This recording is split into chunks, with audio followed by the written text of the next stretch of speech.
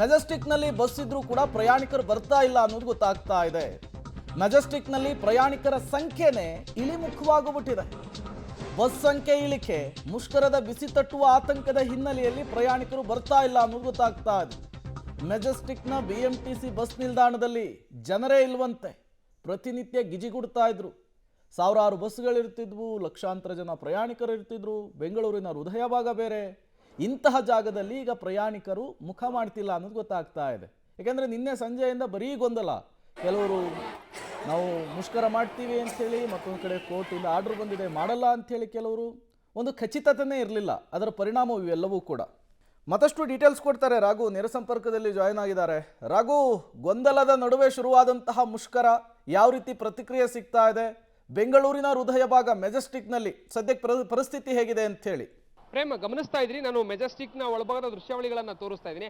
ಬಹುತೇಕ ಬಸ್ಗಳ ಓಡಾಟ ಕಡಿಮೆ ಇದೆ. EV ವೆಹಿಕಲ್ಸ್ಗಳನ್ನು ಬಿಟ್ಟರೆ ರೆಗ್ಯುಲರ್ ಆಗಿ ಓಡಾಟ ಮಾಡುವಂತಹ ಬಸ್ಗಳು ಏನಿರ್ತಾ ಇತ್ತು, BMTC ಬಸ್ಗಳು ಹೆಚ್ಚಾಗಿ ಕಾಣ್ತಾ ಇಲ್ಲ. ಸಮಯ ಕಳೆದಂತೆ ಬಸ್ಗಳ ಸಂಖ್ಯೆ ಇಳಿಕೆ ಆಯಿತು. ಬಟ್ ಆದರೆ ಸಾಮಾನ್ಯವಾಗಿ ಪ್ರಯಾಣಿಕರ ಸಂಖ್ಯೆ ಈ ರೀತಿ ಕಾಣಸಿಗುವಂಥದ್ದು ಬಹಳ ಕಡಿಮೆ ಈ ಭಾಗದಲ್ಲಿ. ಯಾವುದು ಮೆಜೆಸ್ಟಿಕ್ ಭಾಗದಲ್ಲಿ ಯಾವಾಗಲೂ ಕೂಡ ಅತಿ ಹೆಚ್ಚು ಪ್ರಯಾಣಿಕರು ಕಾಯುವಂಥದ್ದು, ಬಸ್ಗಳಿಗೆ ಬರುವಂಥದ್ದು ಸಾಮಾನ್ಯವಾಗಿ ಸಿಗ್ತಾ ಇತ್ತು. ಬಟ್ ಆದರೆ ಮುಷ್ಕರದ ಬಗ್ಗೆ ಮಾಹಿತಿ ಸಿಗ್ತಾ ಇದ್ದಾಗೆ ಜನ ಬೇರೆ ಪರ್ಯಾಯ ವ್ಯವಸ್ಥೆಗಳಿಗೆ ಮುಂದಾಗಿರುವಂಥದ್ದು ಬಹಳ ಕ್ಲಿಯರ್ ಆಗಿ ಕಾಣ್ತಾ ಇದೆ.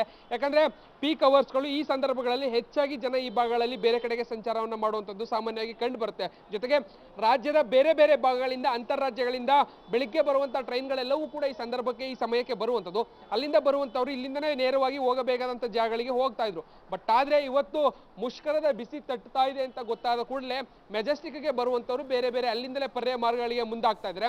ನೋಡಿ, ಗಮನಿಸ್ತಾ ಇರ್ಬೋದು, ನೀವು ಯಾವ ಕಡೆ ನೋಡಿದ್ರು ಕೂಡ EV ವೆಹಿಕಲ್ಸ್ಗಳೇ ನಮಗೆ ಕಾಣ ಸಿಗ್ತಾ ಇರುವಂಥದ್ದು. ಅಂದರೆ ಹೆಚ್ಚಾಗಿ EV ವೆಹಿಕಲ್ಸ್ಗಳು ಓಡಾಟವನ್ನು ಮಾಡ್ತಾ ಇರುವಂಥ ಕಾರಣಕ್ಕಾಗಿ ಸ್ವಲ್ಪ ಪ್ರಮಾಣದಲ್ಲಿ ಓಡಾಟ ಮಾಡುವಂಥವರಿಗೆ ಬಸ್ನ ವ್ಯವಸ್ಥೆ ಆಗ್ತಾ ಇದೆ. ಅದನ್ನು ಹೊರತುಪಡಿಸಿದ್ರೆ ಇಷ್ಟು ದಿನ ರೆಗ್ಯುಲರ್ ಆಗಿ ಸಿಗ್ತಾ ಇದ್ದಂಥ ಬಸ್ಗಳು ಏನಿರ್ತಾ ಇತ್ತು, ಅತಿ ಹೆಚ್ಚು ಬಸ್ಗಳು ಪ್ಲಾಟ್ಫಾರ್ಮ್ಗಳಲ್ಲಿ ನಿಲ್ತಾ ಇತ್ತು. ಬಟ್ ಆದರೆ ಇವತ್ತು ಯಾವುದೂ ಕೂಡ ಪ್ಲಾಟ್ಫಾರ್ಮ್ಗಳಲ್ಲಿ ಕಾಣ್ತಾ ಇಲ್ಲ.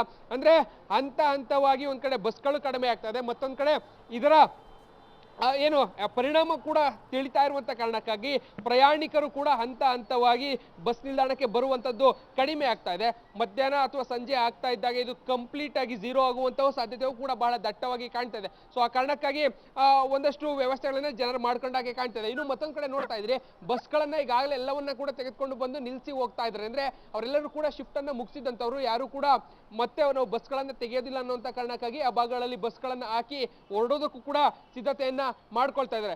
ಇದು ಆರಂಭದಲ್ಲಿ ಒಂದಷ್ಟು ಗೊಂದಲಕ್ಕೆ ಕಾರಣ ಆಗಿತ್ತು. ಜೊತೆಗೆ ಬಂದಿದೆಯೋ ಇಲ್ವೋ ಅನ್ನುವಂತಹ ಒಂದಷ್ಟು ಕನ್ಫ್ಯೂಷನ್ಸ್ ಅಲ್ಲಿ ಜನ ಮುಂದೆ ಬಂದ್ರು. ಬಟ್ ಆದ್ರೆ ಈಗ ಎಲ್ಲೋ ಒಂದ್ ಕಡೆ ಬಸ್ಗಳ ಸಂಖ್ಯೆ ಸಮಯ ಕಳೆದಂತೆ ಕಡಿಮೆ ಆಗ್ತಾ ಇದೆ ಎನ್ನುವಂಥದ್ದು ಅರಿವಿಗೆ ಬರ್ತಾ ಇರುವಂತ ಕಾರಣಕ್ಕಾಗಿ ಸದ್ಯಕ್ಕೆ ಜನ ಬೇರೆ ಪರ್ಯಾಯವನ್ನ ಮಾರ್ಗವನ್ನ ಕಂಡುಕೊಳ್ಳುವಂತ ನಿಟ್ಟಿನಲ್ಲಿ ಮುಂದಾಗ್ತಾ ಇರುವಂಥದ್ದು ಬಹಳ ಕ್ಲಿಯರ್ ಆಗಿ ಗೊತ್ತಾಗ್ತಾ ಇದೆ. Prem, okay, thank you Raghu ತಮ್ಮೆಲ್ಲ ಮಾಹಿತಿಗಾಗಿ. ಬೆಂಗಳೂರಿನಲ್ಲಿ ಮೆಟ್ರೋ ಇದೆ, ಓನ್ ವೆಹಿಕಲ್ಸ್ಗಳಿರ್ತವೆ, ಜೊತೆಗೆ ಖಾಸಗಿ ಬಸ್ಗಳು ಕೂಡ ಇವತ್ತು ಫೀಲ್ಡಿಗೆ ಇಳಿದಿರುವಂಥದ್ದು.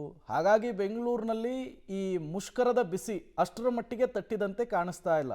ಅದರ ಜೊತೆಗೆ ನಿನ್ನೆಯಿಂದಲೂ ಕೂಡ ಗೊಂದಲ ಇದ್ದಿದ್ದರಿಂದ ಜನ ಸರ್ಕಾರಿ ಬಸ್ಸುಗಳನ್ನು ನಂಬಿ ಬರೋದಕ್ಕೂ ಕೂಡ ಹೆದರಿದಂತೆ ಸ್ಪಷ್ಟವಾಗಿ ಗೊತ್ತಾಗ್ತಾ ಇದೆ.